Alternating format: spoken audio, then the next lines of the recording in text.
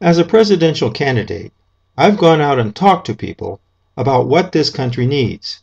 We need national health insurance.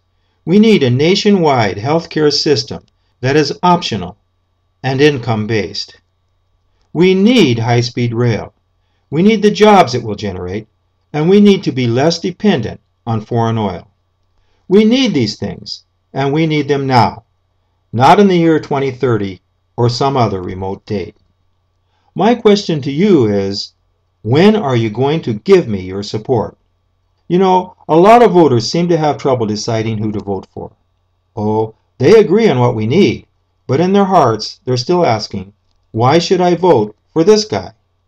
Well, the answer is quite simple. I'm the one who supports the things our country needs. If you vote for me, we'll have them. If you don't, we won't. Another question voters have is, how will you bring these things about? A president's influence lies in his power to veto legislation. As president, I will not approve a health insurance bill that isn't optional. To do so would infringe on the freedom we hold so dear, what we call the freedom of choice. I will not approve any plan that is not income-based. Why should a senior on fixed income pay the same amount for health insurance as a person earning over $200,000 a year? I will not approve any bill for high-speed rail that would make the cost of using it higher than what you would pay to drive your own car. In an effort to deceive and mislead the American people, the Tea Party says our needs are beyond our ability to pay for them. Make no mistake about it. With a GDP valued at $14.7 trillion, we are still the world's leading economy. If measured in terms of private wealth, we are still the leader, with 412 billionaires. The Tea Party says we need less government and lower taxes, period. Who does the Tea Party represent?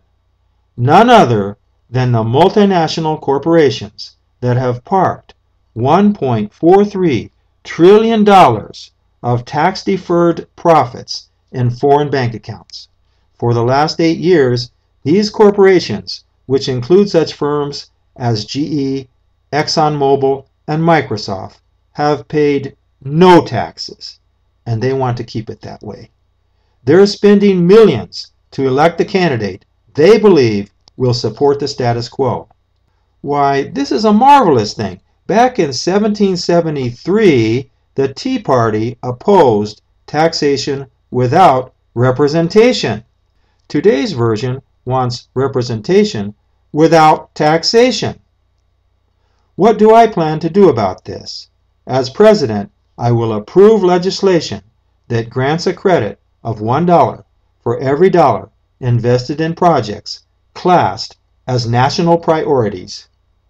Through such legislation, we'll easily raise the funds we need to finance a national high-speed rail system and underwrite the cost of a national health insurance plan. After all, if you were faced with the same choice, would you rather invest or be taxed on billions of dollars in tax-deferred profits? You'd invest, of course, not just to avoid being taxed, but to gain a return on your investment. We can do all of this without raising taxes, but none of this will come about without your support. If you're a friend or family member, you must know where I stand on the issues facing our country. You have no excuse for further delay. Act now. Give me your vote, if not for yourself, for the sake of your countrymen. What is it that's been holding you back? Is it the lies of those who would lead this country even further down the wrong path? Their message is constant. You have to elect their candidate. You have no choice. Well, consider this. 85% of our nation's wealth is now controlled by just 20% of the U.S. population. It's the 20% who are voting to get their candidate into office and they can't win without the support of the 80% voters just like you. You have a choice. You can vote for me now. It doesn't matter what party you are affiliated with. You can cross party lines in casting your vote for president.